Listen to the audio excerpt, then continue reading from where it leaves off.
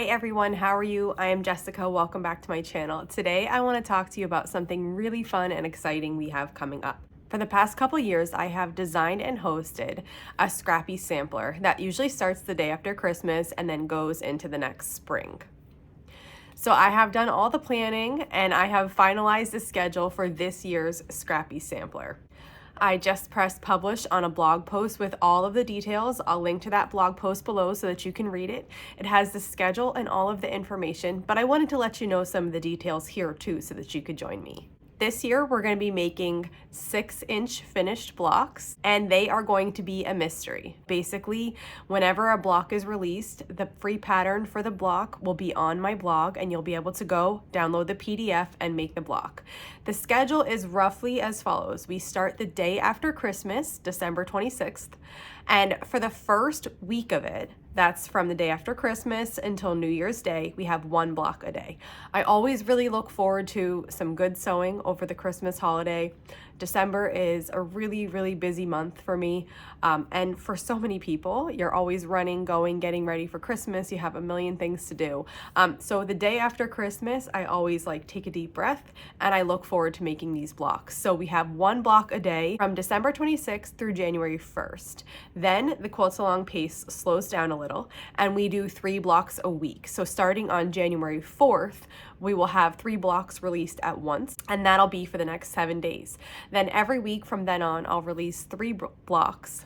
And this will go until April 4th. That will be the last week, and it will be 4 blocks that week. So there will be a total of 50 block patterns released. I have designed a setting to go with the quilt this year, and the setting pattern is in my shop. I have that also linked below. In the setting pattern, there are 5 different sizes that you can choose to make, and each different size requires a different amount of 6-inch blocks. So there's baby, small throw, large throw, queen, and king.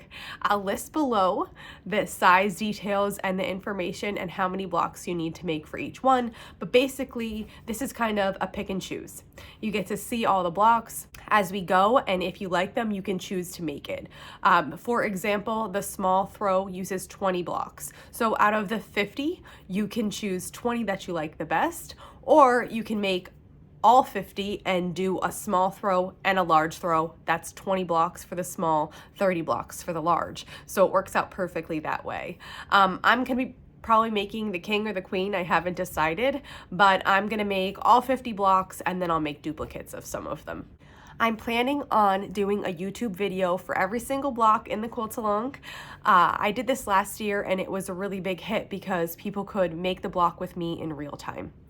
I'll also be sharing the blocks on my Instagram. So if you want to follow me there, I'll be posting there during the Quilts Along also. And then my blog, that's the other place. The blog is actually going to be the place where you get the block patterns when they're released. This Quilts Along is a great way to build your quilting skills.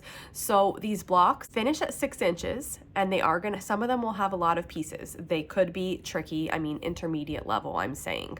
However, if you are an enthusiastic beginner, you should definitely try these. I know when I first started quilting, I just jumped into any pattern I could find, and I didn't look at the difficulty level. I didn't want to be worried about it. I just figured I would learn as I go. So this is a great Quilts Along to learn as you go. We're going to be making a lot of different types of blocks, so there's a lot of variety. You're going to be learning different techniques and methods, and really, I have heard from quilters who have done mine in the past telling me how much they grew through the Quilts Along. By the end, they were able to accurately make things that they were not able to accurately make in the beginning. So it is great fun. It's a great learning experience. It's really great for building this quilting community here on my channel. A note on fabric. So for the quilt setting, you will see fabric requirements in the pattern for each of the sizes. That is only for the setting. For the quilt blocks, I'm not going to be giving fabric requirements because there's so much variety in each of the blocks and each person might be making a different amount. So it's really impossible to give you fabric requirements for the blocks. This quilt is perfect for scraps. So if you have an abundance of scraps, use them up for this quilt. They will look awesome.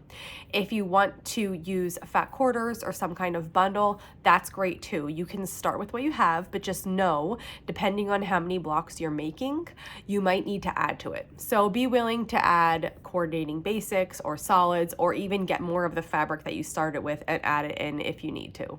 If you have any questions on this quilt along, please let me know in the comments. I would love to answer. I hope you join me. This is so much fun. I can't wait to make this quilt with you. Thanks for following along.